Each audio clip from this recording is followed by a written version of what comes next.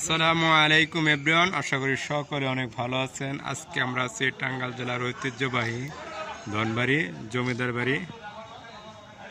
দেখেন আমাদের ঐতিহ্যবাহী সেই ধনবাড়ি জমিদার বাড়ি আপনাদের মাঝে আমি তুলে ধরলাম।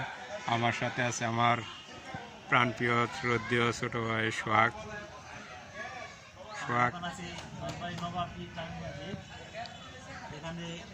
আজান এবং নামাজ ব্যতীত অল টাইম কোরআন তেলাওয়াত চলে। আপনারা সবাই আসবেন, দেখে যাবেন।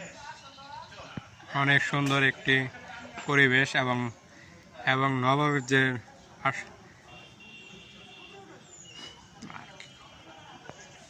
দেখছেন কত মানুষ আসছে প্রতি শুক্রবার এবং নামাজের সময় অনেক লোক হয়। দেখেন